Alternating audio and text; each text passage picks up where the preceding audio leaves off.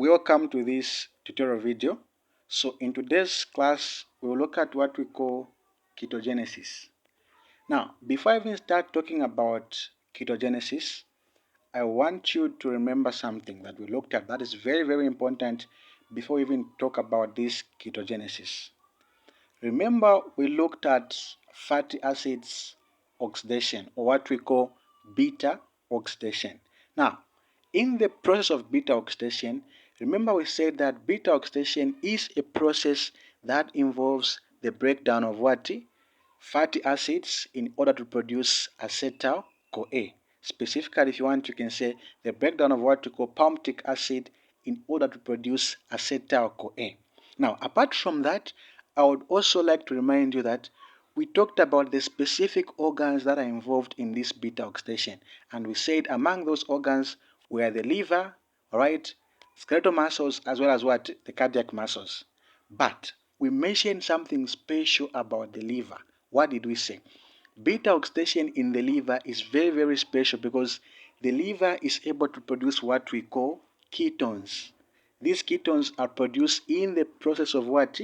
Ketogenesis. Don't worry. We are going to understand what these molecules are. Now, having said that, this process of ketogenesis, I've even indicated to say it's taking place mainly in the liver. The liver is the primary organ of ketogenesis.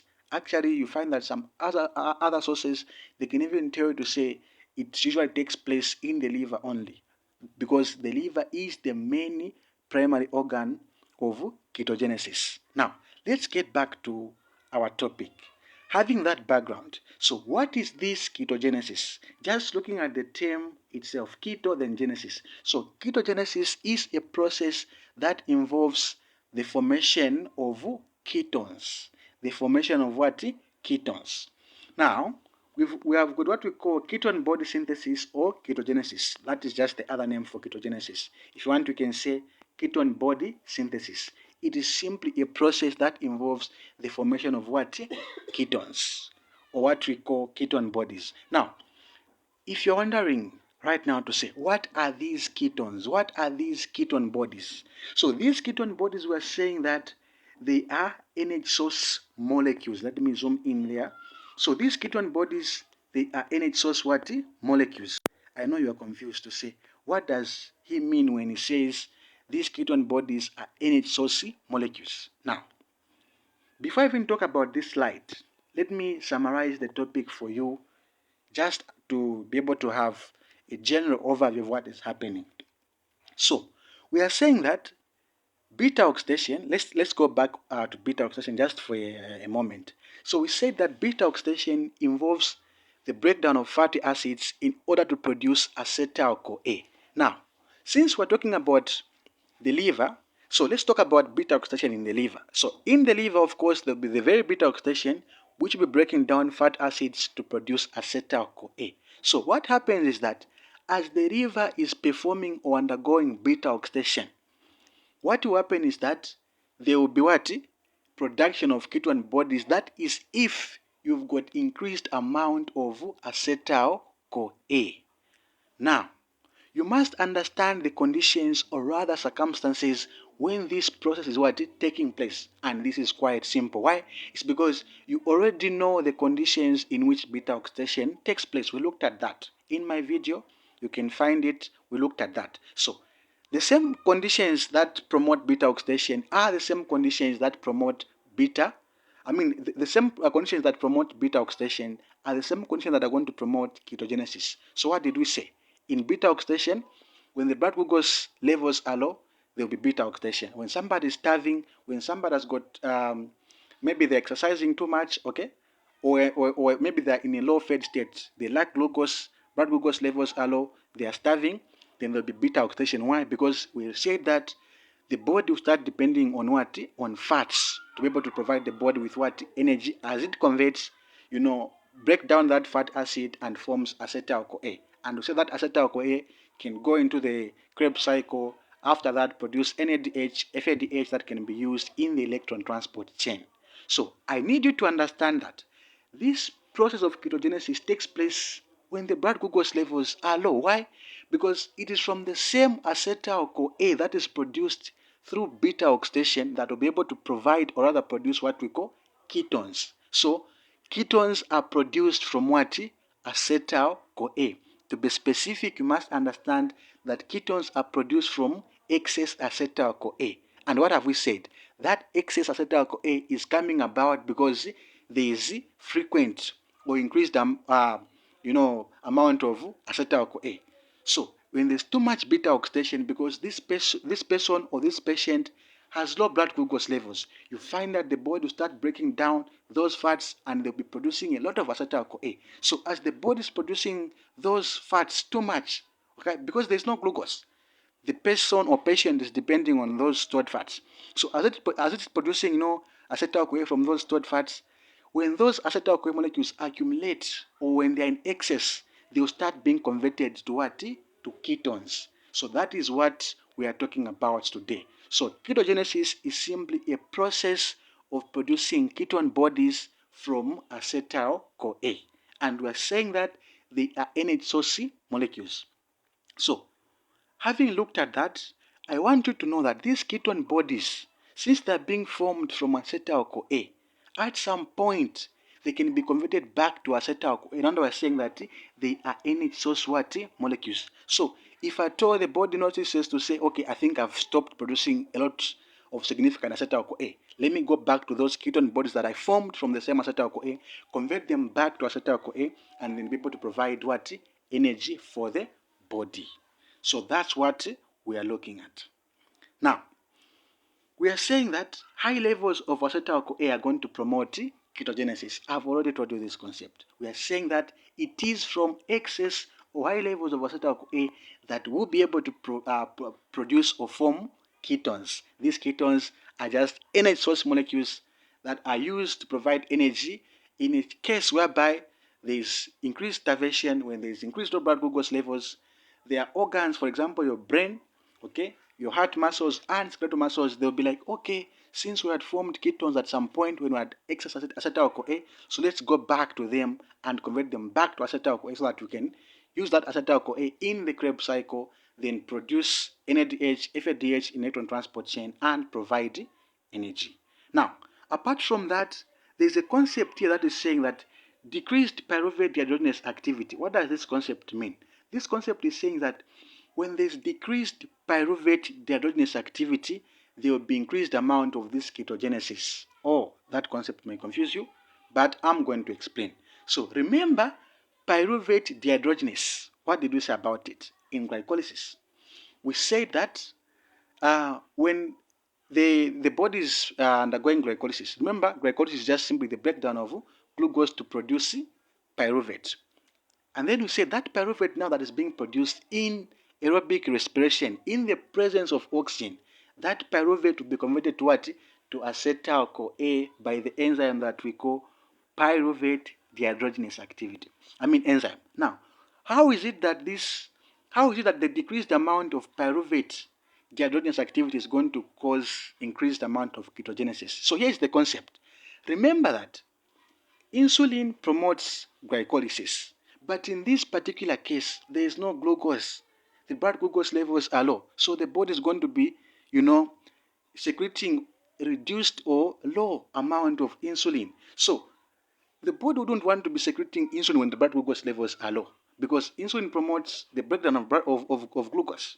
So in short, what I'm saying is that insulin is going to promote this enzyme. It's going to promote the activity of what? Pyruvate dehydrogenase. Now, in this particular case, this enzyme is not going to be promoted. Why? It's because there is no glucose that insulin must act on. Okay? There is no glucose at all. The body lacks energy, so insulin can't be secreted in that significant amount. Yes, it can't promote the activity of what? Pyruvate dehydrogenase. Now, what does it mean? If we don't have pyruvate dehydrogenase, it simply means we will not be able to convert that pyruvate into acetyl-CoA that we are obtaining from glycolysis. So if you ask yourself to say, where is that pyruvate going to go? So if you've got decreased amount of pyruvate dehydrogenase, which converts pyruvate to acetyl-CoA, since you don't have it in this particular case, so that pyruvate will just be converted to what we call lactate. or what we call lactic acid, because remember pyruvate can also form lactic acid. Now, how is it that this decreased pyruvate dehydrogenase is going to promote ketogenesis? So when the body knows to say, there is no insulin that is promoting glycolysis, and this insulin promotes pyruvate dehydrogenase, so the body is going to find an alternative way, which we've already looked at. It will say like, okay, since there is no pyruvate that is going to be forming acetyl-CoA, let me go to what? To the stored fats. It will go to the stored fats, break those fats down into what? Acetyl-CoA in the process of what? Beta oxidation. So that's how this concept works. Alright, apart from that, I've already talked about beta oxidation of fatty acids being involved. Why? Because it is in the process or pathway of beta oxidation that acetyl-CoA is going to be formed. And we're going to get this acetyl-CoA and form these ketone bodies. Now, we are saying here to say this ketogenesis, okay, primarily takes place where? In the liver. Specifically what? Hepatocytes. Hepatocytes are just what? Liver cells. So that is the primary organ of ketogenesis, and specifically in the mitochondria. Now, to a lesser extent, we are saying to a lesser extent, it can take place in the kidney, epithelium, as well as what? Astrocytes. That is one of the brain cells. That is to a lesser extent. But what I just want you to know is that the main organ of ketogenesis is the liver, and this process takes place where? In the mitochondria. Important to know is that it takes place during what? The fasting state. During the fasting state, I've already told you, because when there's beta oxidation, it simply means that somebody has got low blood glucose levels. So they're in the fasting state, okay, they've got low blood glucose levels. That's why now the body is using those stored fats to be able to provide them with acetyl-CoA. And it is from this excess acetyl-CoA that will be able to form our what? Our ketone bodies. Okay, so one of the organs that usually utilizes these ketone bodies is the brain. Okay, because remember, the brain will need energy to be able to perform those cognitive functions. So what will happen is that in as much as somebody is breaking down those stored fats, when those stored fats are depleted, okay, because when the fats were being broken down, you are producing a lot of acetyl-CoA. But if the starvation is too much, since we said those excess acetyl-CoA are going to be converted to what? To ketones or ketone bodies. Now the brain will be like, okay, I think the hunger is too much. Okay, let me go back to those ketone bodies that were produced when we had excess acetyl-CoA, and I'm going to get them, absorb them, and convert them back to acetyl-CoA. What am I going to do with those acetyl-CoA? That acetyl-CoA now can be used in the Krebs cycle, produce NADH, FADH that can be able to provide, ATP in the electron transport chain. So that's what we've talked about in this slide. Summary: we are saying that ketogenesis is a process that involves the formation of what? Ketone bodies, which are just energy source molecules that are used during starvation. Where do they come from? We are saying that ketogenesis usually takes place in the liver. Okay? Why? It's because in the liver, when there's beta oxidation, excess acetyl-CoA can be formed, can be used to form these ketone bodies. Ketogenesis, a process that involves the formation of what? Ketone bodies, which are just energy source molecules. And these are built or formed from what? Excess acetyl-CoA. If you want, you can just say high levels of acetyl-CoA. What organ is primarily involved? Just the liver. How are these ketone bodies used? They may be used by the brain, they may be used by the skeletal muscles, they may be used by the what? The cardiac muscles, the heart. Because in as much as somebody is starving, the heart should be able to continue contracting and relaxing muscles, and they will need ATP. That's why that they are going to absorb these ketone bodies and convert them back to acetyl-CoA and provide the energy for the body. So that is the overview. Now, let's just look at the simple pathway that involves this, ketogenesis. So remember, in beta oxidation, let me just zoom in for you. In beta oxidation, we said we are going to convert this fat acid that is in the liver, right? We're going to convert this fat acid into acetyl-CoA. That is in beta oxidation. Then, if this person keeps on breaking these fat acids because they have got low blood glucose levels, they'll keep on breaking these fat acids. They'll keep on breaking them down, and they'll be forming what? Acetyl-CoA. Now, this excess acetyl-CoA now, the body will be like, at some point, I may black out. I may not have energy. So it's going to be like, okay, let me convert this acetyl-CoA into something else so that if the starvation is too much, I can use those ketone bodies. So it's going to convert this excess acetyl-CoA into what? Ketone bodies. And that's what we're calling what? Ketogenesis. So how are these ketone bodies formed? Actually, at this point, I want you to know that we just have 3 important ketone bodies. As long as you know those, you are good. Now, let's just see how those 3 important ketone bodies are formed. Now, we have undergone beta oxidation, all right? We are producing this excess acetyl-CoA because we're breaking a lot of fats. So, in the same mitochondria where there's beta oxidation, then the body will be like, okay, let me start converting them to what? To ketones. All right. So, assume that we've got a lot of acetyl-CoA that is being produced in beta oxidation. So, in the first step of ketogenesis, what will happen is that you're going to combine 2 molecules of acetyl-CoA. You've got 1 molecule of acetyl-CoA there and another molecule of what? Acetyl-CoA. And then you're going to use what we call acetoacetyl-CoA thiolase. Okay?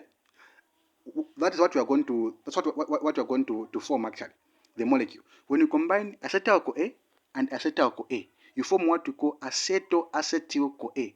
But you can see here to say, there's only one CoA, because I had a CoA here, I had a CoA there. So meaning one CoA was what? Was removed. So what will happen is that in the first step, you combine 2 molecules of what? Acetyl-CoA. And I hope you know that acetyl-CoA has got 2 carbon molecules.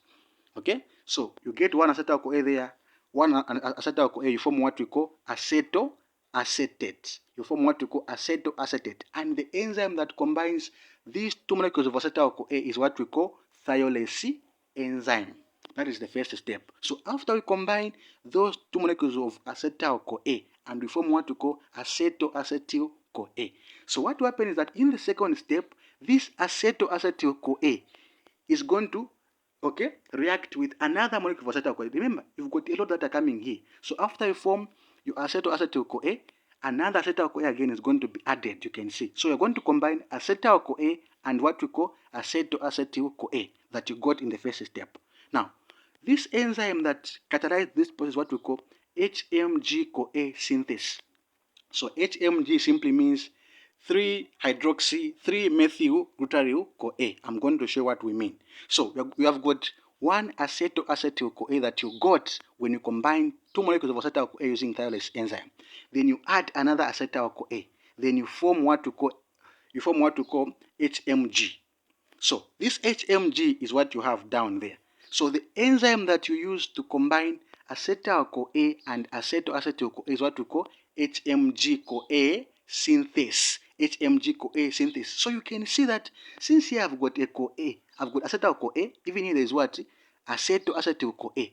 So I'm going to get only one CoA because on this HMG there's just one CoA. So meaning I'm going to lose another CoA, I'm going to remove it. I'll just get one, or utilize one.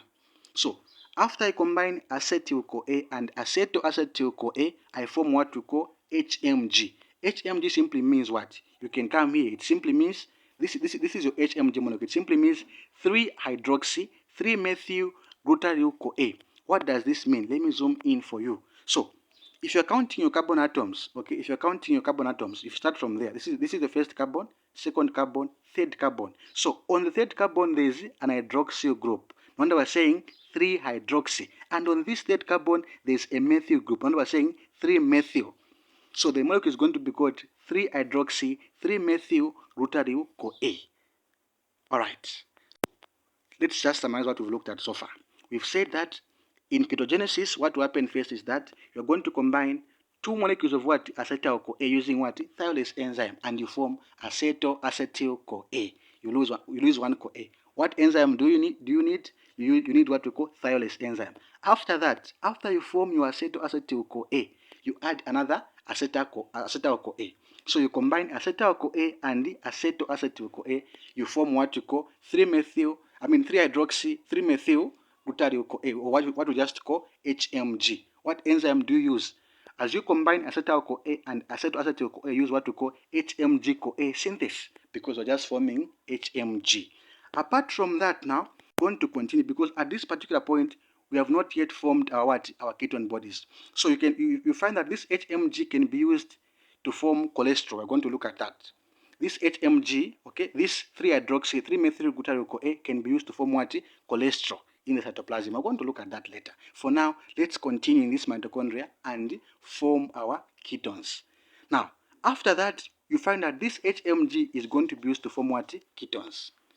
Alright, let's move on and see the next step. So, in this next step, we find that after you form your 3-hydroxy, 3-methyl-glutaryl-CoA, what will happen is that you're going to use what we call HMG-CoA lyase. So you're going to remove another what? Acetyl-CoA, because you are, remember there's lyase there. You're going to like split this molecule and remove one acetyl-CoA. Remember, in the first step, you combine two molecules of what? Acetyl-CoA, and you form what we call acetyl-acetyl-CoA. Now, in this case, you remove the acetyl-CoA. So you're just remaining with what? Acetoacetate. Okay? Maybe some of you may be confused. Remember, in the first step, you had acetyl-CoA and acetyl-CoA. The other CoA was removed. So just remain with acetoacetyl-CoA. So after you form this acetoacetyl-CoA, you add another CoA, then you form what you call HMG. So you've got your HMG there. So this HMG, it simply means there are three molecules of what? Acetyl-CoA, of course, we minus the one CoA, because you only have one CoA there. So there are simply three molecules there. So when you remove one acetyl-CoA from this, you form what you call acetoacetate. But you can ask to say, why is the the CoA going? So as I'm breaking this 3-hydroxy, 3-methyl-glutaryl-CoA, I'm also going to remove the CoA. Now I'm just remaining with what? Acetoacetate. Acetoacetate. So acetoacetate is one of the ketones. So you've already formed one of your ketones. It's a very simple pathway. So this acetoacetate, okay, it can also form what you call acetone, the other ketone. Remember I told you to say you're supposed to have three ketones, okay, the main ones. So this acetoacetate can form what we call acetone in spontaneous degradation. This is just another form of ketones. Then it can also form what we call beta-hydroxybutyrate. Beta-hydroxybutyrate. So at this point, we've concluded the formation of what? Ketone bodies. Because from this acetoacetate, you can form acetone, which is just another type. You can also form what you call beta-hydroxybutyrate. So what I need you to know is that the main three ketone bodies that the human being produces, okay, is acetoacetate, acetone, and beta-hydroxybutyrate. And remember I said these molecules can be used as energy sources when the starvation is too much. So remember where we started from. We said when there's too much acetyl-CoA, because there's too much beta oxidation, that excess acetyl-CoA is going to be used to form what? Ketone bodies. And we formed these ketone bodies: acetoacetate, acetone, and beta-hydroxybutyrate. But again, when somebody, when they start, they go into too much starvation, the body will be like, I think I've depleted all the fats. So it will come back to these now ketone bodies. It will get this acetoacetate, convert it back to acetyl-CoA, and use that acetyl-CoA in the Krebs cycle. It can also maybe use this acetone, convert it back to acetyl-CoA. It can also use this beta-hydroxybutyrate, convert it back to acetyl-CoA, and produce, that acetyl-CoA can be used to produce NADH, FADH2 in the Krebs cycle, of which those molecules are going to produce to proceed to electron transport chain and produce ATP. So that's what I needed you to know about the pathway. So key important steps on this step. The first step is that you just combine two molecules of what? Acetyl-CoA, and using the enzyme that we call thiolase. What are you going to form? Acetoacetyl-CoA, because you're going to lose one CoA there. Then after that, this acetoacetyl-CoA, you just add another acetyl-CoA. You form what we call HMG-CoA, which we call 3-hydroxy, 3-methyl-glutaryl-CoA. After that, you're going to split this particular HMG molecule. You're just going to remove acetyl-CoA from this HMG molecule. You just remain with what? Acetoacetate. And then we've said that this acetoacetate can be used to form another type of ketone body, which is what? Acetone or beta-hydroxybutyrate, that can be used at a later stage as energy molecule, source to be able to provide acetyl-CoA. So that is that. Now, key points on ketogenesis. We are saying ketone bodies are used as a source of energy by muscles or the brain during what? Starvation. Because we said, now, just imagine that you've depleted all the fats. The body be like, when I had excess acetyl-CoA, I was forming ketone bodies. So it's now going to start using those ketone bodies in too much starvation. So ketone bodies are used as energy source by the muscles or the brain during what? Starvation. Now, both acetoacetate and beta-hydroxybutyrate, remember, these are one of, or rather the types of what? These ketones that we formed. So both acetoacetate and beta-hydroxybutyrate are acidic. Okay, these molecules are usually what? Acidic, in as much as they can be used to provide acetyl-CoA, but they are what? Acidic. And we're saying that, actually, including acetone, and we're saying that if these levels of these ketones bodies are too high, the pH of the blood drops. Remember, the more acidic the molecule is, the more the pH is going to drop. I'm sure you know your pH scale. Okay? So the pH of the blood is going to drop, resulting in what we call ketoacidosis. So ketoacidosis simply means there is increased levels of ketones in the what? In the blood. Okay? Now, ketoacidosis, we're saying that ketoacidosis is known to occur in untreated what? Type 1 diabetes. Okay? Usually seen in diabetic ketoacidosis. Now, let me before I talk about alcoholics, because this is very, very important. So, why do you think ketoacidosis will start taking place in patients who are diabetic? Remember, in people who are diabetic, they've got what? High glucose levels. And if there's high glucose levels, there's no insulin to convert that excess glucose into glycogen because they don't have insulin. So those patients now, since they've got high glucose levels, that glucose levels will be undergoing glycolysis and producing a lot of what? A lot of pyruvate. That pyruvate is going to be producing what? A lot of acetyl-CoA. And we said from this excess acetyl-CoA, we can provide what?